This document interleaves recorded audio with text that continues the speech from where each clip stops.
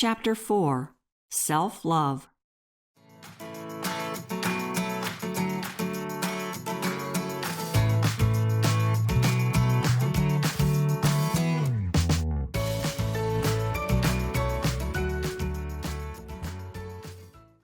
Any truth can be distorted into an untruth. This is, hands down, one of the most powerful weapons of evil. Complete untruth is not the problem, but take something true in one setting and apply it over there where it doesn't belong, especially when it's set up as a rigid rule, and we're in dangerous territory. In this way, any truth can be bent into a distorted extreme that makes the truth null and void. And so it is too with self-love. There's a healthy version that exists in mature souls, but then if we fold in a few distorted currents, suddenly we end up with the wrong flavor of self-love. The crudest of the many forms is selfishness, where we want an unfair advantage or to put ourselves always in a better light than others. Another twist on this theme is a kind of self-admiration that's of a sickly, obnoxious nature. We can easily spot this in others, and often just as easily identify it in ourselves. It's actually more harmful if this exists hidden in emotional layers that are not so obvious on the surface, especially if the person believes their conduct truly reflects their innermost self. Such self-delusion is worse than the worst outer deed. So first, we need to ferret out these kinds of distortions. Then we need to find out the reason these wrong kinds of self-love exist. Without this, just knowing about these twisted currents won't do us much good, because we won't be able to straighten them out. What we'll usually find is that the cause of lack of self-love in the right sense is the same thing causing the distorted self-love. Simply put, if we don't love ourselves as we should, we're bound to go overboard in the wrong direction. We seek a wrong solution, but if we would just love ourselves properly, we wouldn't need to love ourselves too much.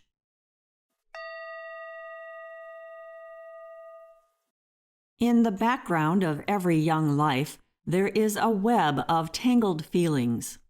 These include guilt, a revolt against authority, and fears of not being good enough, not being accepted, and not being loved. Together, these create attitudes of self-contempt and feelings of inferiority. Further, we despise ourselves because of the many ways we wish to shortchange life. We want the easy way. What kid doesn't? This last desire is really at the root of our self-contempt and our feelings of inferiority. Nothing else comes close. So to the extent we feel insecure, then to that extent we are wishing for an escape. This side of ourselves is hoping for a nice return, but has no interest in paying the price of taking the risk of exposure. Bottom line, we want to cheat life. When we find this hidden piece, we'll find the root of our inferiority feelings and lack of self-respect, but not before. Until then, we'll stay stuck in the vicious circle that all these machinations create. The off-ramp we need to find is at the breaking point, when we decide we no longer want to shortchange life. Then we'll get the dose of self-respect we need to heal. From that point on, we will be able to love ourselves in the right and healthy way. We'll be able to walk away from the wrong kind of self-love that leads to self-contempt. The sheer act of giving up our intention to cheat life has a purifying effect on us. One thing we'll realize more clearly is that, in the spirit of all is one, it's not possible to gain an advantage if it causes a disadvantage to someone else. We flat out cannot hurt another and have it be helpful to us. Believing otherwise is one of our human blindnesses, caused by the fact that we only see a small part of the whole picture. But once we get a dose of some inner recognition, more of the picture will be revealed, and we'll see how wrong such thinking really is. To continue down the road of wrangling advantages over brothers or sisters ultimately takes a much higher toll than what we'd pay if we gave up on such bargains. Whenever we discover wrong forms of self-love, some type of rejection, real or imagined, matters not, must have played a role. Those are the two poles of this duality, wrong self-love and rejection. If we can unearth the source of where we have been rejected, we won't be so hard on ourselves. And we'll see how we tried to counteract this rejection by withdrawing from life, trying to shortchange it, or cheating life in some subtle way. This is the remedy, the way out. In this way, we can stop cutting off the good and healthy feelings we have about ourselves that are nested next to our distorted reactions. That's how we can learn to regain our gladness, our gratefulness, our joy in our goodness.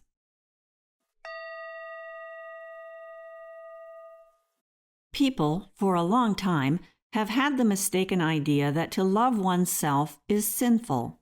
But that's just as misguided as any wrong kind of self-love. Nothing in the Bible or in any spiritual teaching of truth backs up this notion that we shouldn't love ourselves. That would mean we don't love the divine manifestation that we are. It denies the essence of who we are. It stops us from loving and helping others.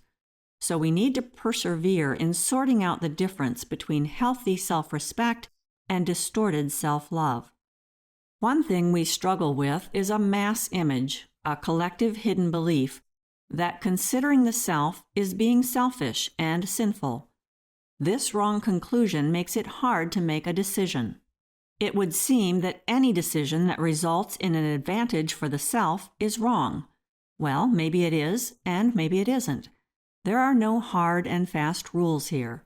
But decision-making is a requirement for living a healthy life. So how confusing is all that? We are often called on to make decisions where it's not obvious what's right and what's wrong. Decisions can hurt people, and we don't always have to be the one getting hurt. This statement seems to contradict what was said before, namely, that to cause a disadvantage to another cannot possibly be an advantage for us. But no, this is not a contradiction. Both are true here on planet Earth. Where a decision must be made that is going to hurt us or someone else, we are really looking at the final outcome of a whole series of deviations and chain reactions from the past, a past we can neither change nor avoid. And not making a decision is not a way out either. In such cases, everything must be weighed with integrity and honesty. The outcome will differ each time. We need to find the place of proper respect for ourselves. When we bump up against a popular hidden belief that says, "I do not deserve it," we tend to overcompensate. Deep down, we're really rebelling against a low opinion of ourselves. All this prevaricating is happening at a hidden level of feelings and may not even compute on an intellectual level. It is important to take the time to sort out these bundles of confused feelings, which is done by working with someone who can help hold the flashlight as we peer into the shadows.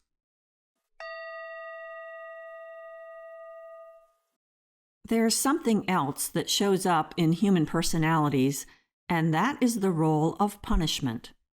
In addition to self-punishment, there is a form that shows up in the child as well as in the immature adult. It is the desire to punish the other. And it arises when the other doesn't follow our wishes. This may not be witnessed in actions as much as in inner attitudes. Let's start with the premise that each of us, as we were growing up, experienced hurt, disappointment, frustration, and rejection. And those feelings made us feel like we wanted to die. Now, we're not talking literally die, but more like as a way to punish someone. Then they'll be sorry. They'll see what they've lost and they'll cry at my funeral. So melodramatic. And we probably all know adults who still behave this way. Most of us have gotten past this and no longer indulge this type of fantasy. Yet the germ of it may live on in sneaky little ways. Now we are more sophisticated in how we go about punishing others. We need to be on the lookout for this showing up when we feel slighted or rejected in some way. View these behaviors from a wise distance, which is the way to respond to any childishness still living in our souls. Because chances are really good, if we're still human, we're still carrying around some young aspects. Try, too, to figure out your own personal favorite form of punishment. One way is through sickness. Does this not bring about tenderness, sympathy, and some much-wanted consideration? Seeing ourselves in this way will bring light and fresh air into our souls. Nothing else will bring us so assuredly back to health.